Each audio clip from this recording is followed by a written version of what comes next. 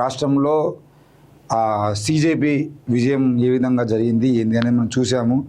దేశంలో సీజేపీ నిరసనలు, ధర్మేంద్ర ప్రధాన్ రాజీనామా జరిగింది చూసాము. అయితే ఇప్పుడు జార్ఖండ్లో కూడా సీజేపీ ఉద్యమం జరుగుతుంది. మరి వీటన్నిటికి సంబంధించినటువంటి ఏం జరుగుతుంది, దేశంలో ఎటు పోతుంది దేశం అని ఆలోచనలు చేసినటువంటి ఆర్ఎస్ఎస్ మధ్యలో ఇన్వాల్వ్ అయ్యి జెన్జీని ఆదర్శంగా తీసుకోవాలి, ప్రశ్నించే హక్కు అందరికీ ఉంటుంది, ప్రజాస్వామ్యంలో నిరసనలు తప్పు కాదు అని మాట్లాడినటువంటి ఆర్ఎస్ఎస్ వ్యాఖ్యలు కూడా మనం చూసాం. అయితే ఇక్కడ మీ అందరి దృష్టికి ఒక అంశాన్ని తీసుకురావాలని అనుకుంటున్నా. ఈ దేశంలో గత 12 ఏళ్ళుగా బీజేపీ అధికారంలోకి వచ్చిన తర్వాత ఎప్పుడైతే బీజేపీ ఓడిపోతుందో, అది రైతు నల్ల చట్టాల విషయంలో కానీ, అయోధ్య రామ మందిర విషయం కానీ, లేదంటే నరేంద్ర మోడీకి సంబంధించినటువంటి డబ్బులు ఆయన పిఎం కేర్ ఫండ్స్ ఏదందో దానికి సంబంధించిన విషయంలో కానీ, ఇట్లా ఏ విషయం చూసుకున్నా, రాజ్యాంగాన్ని తీసేయాలని కామెంట్లు చేసినప్పుడు కానీ, లేదనంటే కులాంతర వివాహాలు విషయం వచ్చినప్పుడు కానీ, దేవుని విషయం వచ్చినప్పుడు కానీ, చాలా సందర్భాలలో ఆర్ఎస్ఎస్ అనేది మధ్యలోకి వచ్చి ఈ బీజేపీకి వ్యతిరేకంగా విజయం సాధించినటువంటి మనుషుల వైపు నిలబడేటువంటి ప్రయత్నం ఆర్ఎస్ఎస్ చేస్తుంది. నిన్న కూడా ఒక 2000 మందితోనే ఆర్ఎస్ఎస్ చీఫ్ మోహన్ భగవత్ గారు జెన్జీ మీటింగ్ పెట్టిరు, జెన్జీని ఆదర్శంగా తీసుకోవాలని మాట్లాడిరు అనే విషయం మనం వార్తల్లో చూసినాం. అరే నిన్నటి వరకు దాదాపు 45 రోజుల పాటు జెన్జీలు ఢిల్లీలో ధర్నా చేస్తే మోహన్ భగవత్ గారికి కనబడలేదా? అక్కడ ఉన్నటువంటి పోలీసులు లాఠీచార్జ్ చేస్తే మోహన్ భగవత్ గారికి కనబడలేదా? వాళ్ళ మీద అక్రమ కేసులు పెడితే మోహన్ భగవత్ గారికి కనబడలేదా? వాళ్ళందరినీ చైనా ఏజెంట్లు, పాకిస్తాన్ కుక్కలు అన్నప్పుడు, విదేశీ ఫండింగ్ అన్నప్పుడు భగవత్ గారికి కనబడలేదా? ఈ దేశంలో అంత పెద్ద ఉద్యమం జరుగుతూ ఉంటే ఆర్ఎస్ఎస్ చూడలేదా? మరి ఎందుకు ఈరోజు జెన్జీకి సంబంధించినటువంటి మద్దతుగా మాట్లాడే ప్రయత్నం చేస్తున్నారు అంటే, ఇక్కడ బీజేపీ ఓడిపోయింది. బీజేపీ ఇప్పుడే ఓడిపోలే, ఇంతకుముందు చాలాసార్లు ఓడిపోయింది.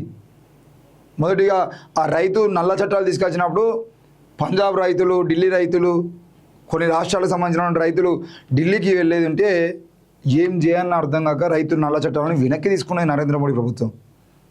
ఇట్లా వెనక్కి తీసుకోవడము, రాజీనామాలు చేయడము, ఇలా భయపడటము, వాళ్ళ ఫెయిల్యూర్ బయటపడటము, ఇవన్నీ ఎప్పుడైతే జరుగుతాయో అప్పుడు ఆర్ఎస్ఎస్ బయటకు వస్తుంది. బయటకు వచ్చి జెన్జీలు చేసిన తప్పే ఉన్నది, ప్రశ్నించే హక్కు అందరికీ ఉంది, ప్రజాస్వామ్యంలో ఎవరైనా ప్రశ్నించవచ్చు, నిరసన తెలియజేసే హక్కు అందరికీ ఉంది, ఎవరైనా నిరసన చేయవచ్చు.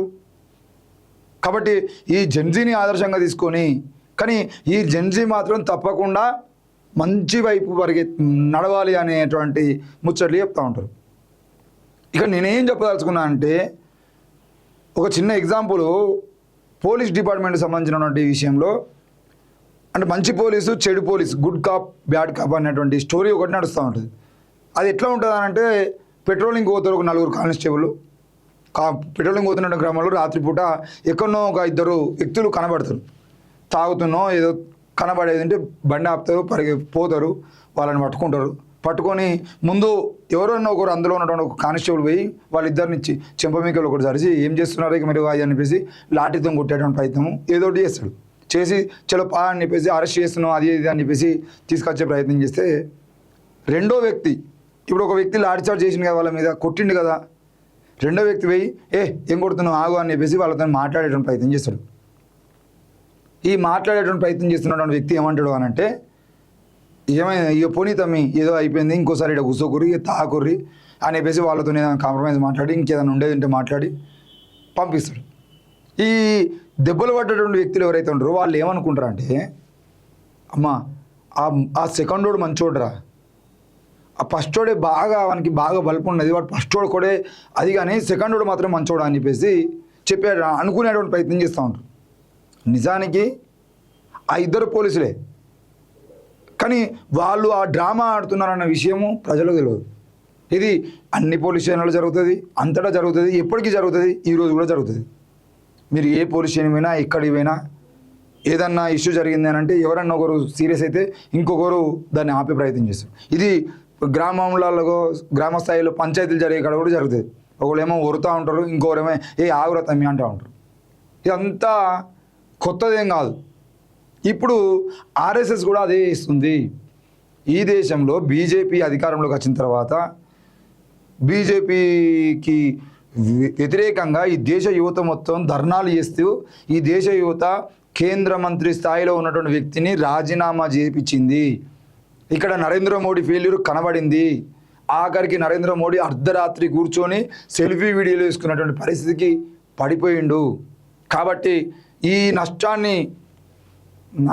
నష్టాన్ని పూడ్చాలంటే తప్పకుండా మళ్ళా ఆర్ఎస్ఎస్ బయటికి రావాల్సిందని చెప్పేసి బయటికి వచ్చి ఇక్కడ బీజేపీని తిట్టుకున్నటువంటి వాళ్ళందరూ ఎవరైతే ఉంటారో అందులో ఉన్నటువంటి వాళ్ళలో మెజారిటీగా హిందువులు ఉంటారు కాబట్టి వాళ్ళందరినీ ఆర్ఎస్ఎస్ వైపు మళ్ళించుకునేటువంటి ప్రయత్నం.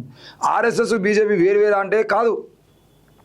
ఈ ఆర్ఎస్ఎస్కు రక్షణ కల్పిస్తున్నది బీజేపీని కాపాడుతున్నది ఆర్ఎస్ఎస్. ఈరోజు నరేంద్ర మోడీ ప్రధానిగా ఉండాలంటే నరేంద్ర మోడీ పేరును ఆర్ఎస్ఎస్ ఒప్పుకుంటేనే ప్రధానిగా ఉంటాడు. అక్కడ ఎవరెవరికి ఏ మంత్రి పదవి రావాలన్నా కూడా ఆర్ఎస్ఎస్ ఆఫీస్ నుండి సంతకాలు పెట్టిపోతాయి.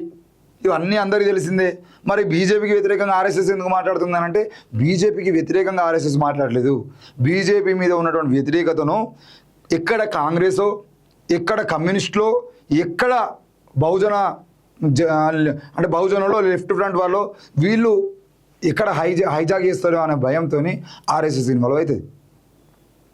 ఇప్పుడు ఏమనుకుంటారు చాలామంది, ఆర్ఎస్ఎస్ మంచిది, ఆర్ఎస్ఎస్ జన్జీకి సపోర్ట్గా మాట్లాడింది, ఆర్ఎస్ఎస్ మోహన్ భగవత్ డైరెక్ట్గా మాట్లాడిన నిరసన ఎవరైనా చేయొచ్చు అన్నాడు. కాబట్టి మన నెక్స్ట్ కార్యక్రమానికి మోహన్ భగవత్ చీఫ్ గెస్ట్ వెళ్దాం అని వీళ్ళు అనుకుంటారు. ఇది వాళ్ళకి కావాల్సింది, ఇంతకన్నా ఏరే ఉండదు. ఇప్పుడు మొన్నటిదాకా ఏంటిది కుక్కలు అని మాట్లాడినటువంటి తెలంగాణ ఉద్యమకారులు, ఇలాంటి తెలంగాణలో ఉన్నటువంటి బీజేపీలో ఉన్నటువంటి తెలంగాణ వాళ్ళు కూడా నిన్న బోనాల పండుగ సందర్భంగా బండి సంజయ్ గారు ఏమన్నారు, జెన్జీని హిందువులు ఆదర్శంగా తీసుకోవాలని అన్నాడు. హిందువులు జెన్జీని ఆదర్శంగా తీసుకోవడం ఇది ఎక్కడైనా ఉంటుందా? జెన్జీలు అంటే దేశద్రోహులు, మరి హిందువులు దేశద్రోహులా? కాదు కదా. వాళ్ళు జెన్జీని ఎట్లా ఆదర్శంగా తీసుకుంటారు అంటే వాళ్ళలాగా ఫైట్ చేయనట, వాళ్ళలాగా నిలబడనట, వాళ్ళలాగా ఉద్యమం చేయనట బండి సంజయ్ అని చెప్తా ఉన్నాడు. కాబట్టి ఇప్పుడు ఎందుకు బండి సంజయ్ మరి ఆర్ఎస్ఎస్ రాగం ఎత్తుకున్నాడు అంటే బండి సంజయ్ మొదటి ఆర్ఎస్ఎస్ కాబట్టి ఈయన ఆర్ఎస్ఎస్లో ఉన్నాడు కాబట్టి ఆర్ఎస్ఎస్ నినాదం ఎత్తుకున్నాడు. అది జరుగుతూ ఉంటుంది. బీజేపీకి సంబంధించినటువంటి విషయంలో బీజేపీ ఫెయిల్యూర్ను ఎక్కడైతే కాంగ్రెస్లు, కమ్యూనిస్టులు, లేదంటే ఇంకేదన్నా పార్టీలు, మాయావతి లాంటి వాళ్ళు, స్టాలిన్ లాంటి వాళ్ళు, ఇంకెవరైనా దాన్ని సీరియస్ చేసి బీజేపీ ఫెయిల్ అయిందే అని చెప్పేసి ఇక్కడ గట్టిగా ప్రచారం జరుగుతుందా అనే భయంతో ఆర్ఎస్ఎస్ వచ్చి ఈ వ్యతిరేకతను మొత్తాన్ని తన ఖాతాలో వేసుకుంటుంది. తర్వాత ఆర్ఎస్ఎస్ ఎవరికి ఓటు ఏమని చెప్తుంది? బీజేపీకి ఏమని చెప్తుంది. ఆర్ఎస్ఎస్లో ఉన్న వాళ్ళందరూ ఎవరు ఓటర్లు? బీజేపీ ఓటర్లు. ఆర్ఎస్ఎస్ అనేది ఒక సంస్థ అయితే, ఈ దేశాన్ని నడిపిస్తున్నటువంటి వ్యవస్థ అయితే దానికి రెండు కళ్ళు లాంటి వాళ్ళే కాంగ్రెస్, బీజేపీ. ఈ రెండు కలిసి ఈ దేశంలో మేమిద్దరమే ఫైట్ చేస్తున్నాము, మాకు బీజేపీ అంటే పడదు, మాకు కాంగ్రెస్ అంటే పడదు అని చెప్పేసి గొడవలు పెట్టుకొని ఈ రెండు మళ్ళీ నాగపూర్ ఆర్ఎస్ఎస్ ఆఫీస్కి పోయిన తర్వాత కూర్చొని అయితే నువ్వన్న ప్రధాని కావాలి, అయితే నేనన్న ప్రధాని కావాలి, అయితే నువ్వన్న అధికారంలో ఉండాలి, లేదంటే నేనన్న అధికారంలో ఉండాలి, మన ఇద్దరిని కానీ వేరే అధికారంలోకి రావద్దు అని చెప్పేసి సెటిల్మెంట్లు మాట్లాడుకునేటువంటి బ్యాచ్ అది. అందుకే ఇన్నేళ్ల కాలంలో ఈ దేశాన్ని పాలిస్తున్నది కాంగ్రెస్, బీజేపీలే. కాంగ్రెస్ ఇతర, బీజేపీ ఇతర అధికారం కోసం థర్డ్ ఫ్రంట్ పెట్టాలని ఎంతమంది ప్రయత్నాలు చేసినా వాళ్ళ జీవితాలన్నీ సర్వనాశనం చేసేటువంటి ప్రయత్నం వీళ్ళు చేస్తూ ఉంటారు.